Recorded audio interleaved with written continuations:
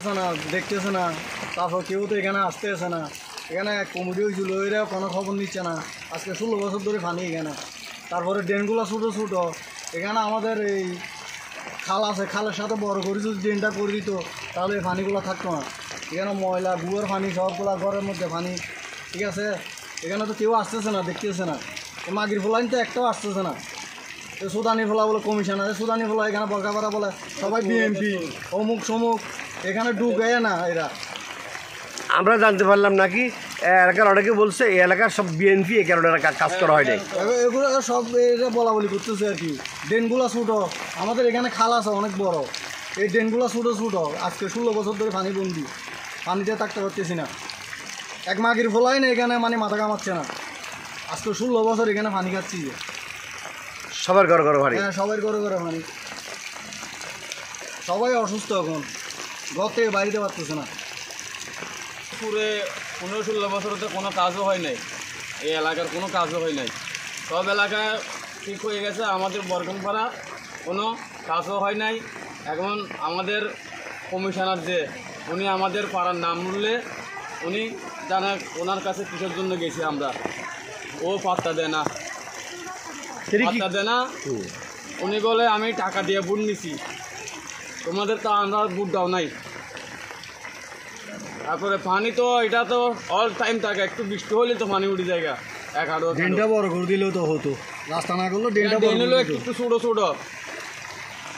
এই তো আমাদের গোলাম মোহাম্মদ চৌধুরী যে কাউন্সিলর, ও তো বলে সবসময় তোমরা তো আমাকে ভোট দাও নাই, আমি টাকা দিয়ে ভোট নিছি, তোমরা তো সব বিএমপি, তোমরা তো আমরা ভোট দাও নাই। সেই জন্য আমাদের লোডটা হয় নাই, বিএমপির বিরুদ্ধে আমরা সবাই এই লোডটা হয় নাই। এই রাস্তাটা কত বছর হচ্ছে না? এটা তো অনেক বছর, 15-16 বছর এই পর্যন্ত হয় না। একবারে হয়েছিল কোন সময় আমার মনে ছিল না, তখন এটা এখন না, মনে হয় 91 পরে মনে হয়েছে, মনে লাস্টটা আমাদের এটা 92। এরপর এখনো লাস্টটাও হয় নাই, এখন তার কোনো হয় নাই। এখন রাস্তার জমিনে সমান হয়ে গেছে, সমান সমান। আমাদের ঘরে সব পানি, আমাদের বাচ্চারা স্কুলে যেতে পারতেছি না, আমরা চাকরি থেকে পারতেছি না, আজকে ডিউটিও যাইতে পারি নাই পানির কারণে। ধন্যবাদ। সুপ্রিয় দর্শক, আমরা একটু বিস্তারিত আর একটু কিছু দৃশ্য দেখানোর চেষ্টা করবো। আমরা আবেদন জানাই এদেরকে, যারা আমাদের কাউন্সিলর, এদেরকে দৌড়ে আইনে আমাদের রাস্তাগুলো ঠিক করতে হবে, নাহলে ওদের অস্তিত্ব থাকবে না। ধন্যবাদ।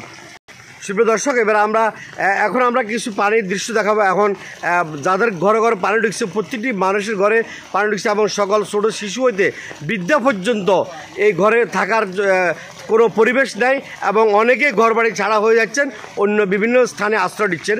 আমরা তার কিছু দৃশ্য দেখানোর চেষ্টা করছি। হ্যাঁ, আর্মি কি বলছে? আর্মি তো বলছে যে ওনার কাছে যাওয়ার জন্য, কাউন্সিলরের কাছে। কাউন্সিলর যদি কিছু না করে তোমরা আমাদেরকে লিখিত দিবে, আমরা ওনাকে যাইয়া ধরবো, তোমাদের তার তোকাইতে হবে না।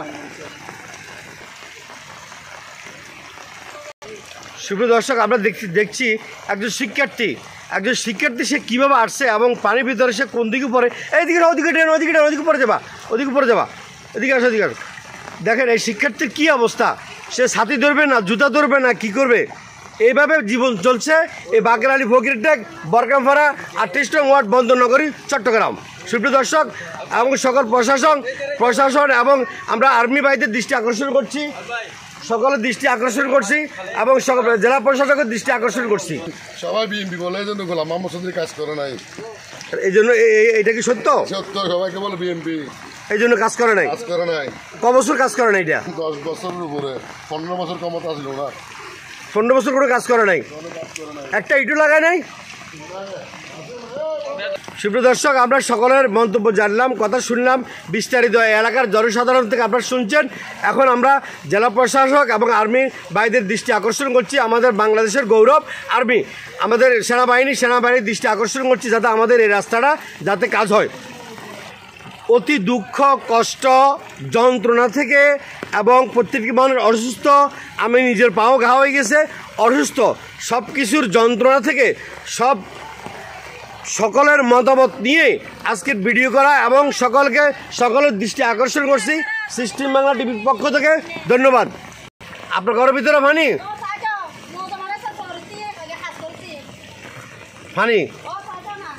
আচ্ছা, না দেখছি সব ঘরে পানি, আমরা দেখছি সব ঘর পানি, বিশ্বাস করতেছি পানি।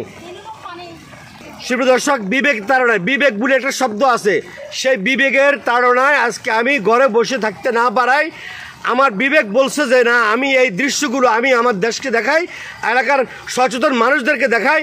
এই এলাকায় যারা নেতৃত্ব দিয়েছেন দীর্ঘদিন থেকে, দীর্ঘ 15 বছর নেতৃত্ব দিয়েছেন, লিডার নেতা, সেই নেতাদেরকে দেখাচ্ছি এবং এই নেতাদের বিচার করবেন এবং বাংলাদেশ সেনাবাহিনী এবং আমাদের জেলা প্রশাসক এবং এই দেশের সরকার, এই দেশের তরুণ, এই দেশের শিক্ষক শিক্ষার্থীরা বিচার করবেন। সকলের কাছে বিনীতভাবে অনুরোধ জানাচ্ছি। 60 বাংলা টিভির পক্ষ থেকে সকলকে জানাই আন্তরিক ধন্যবাদ।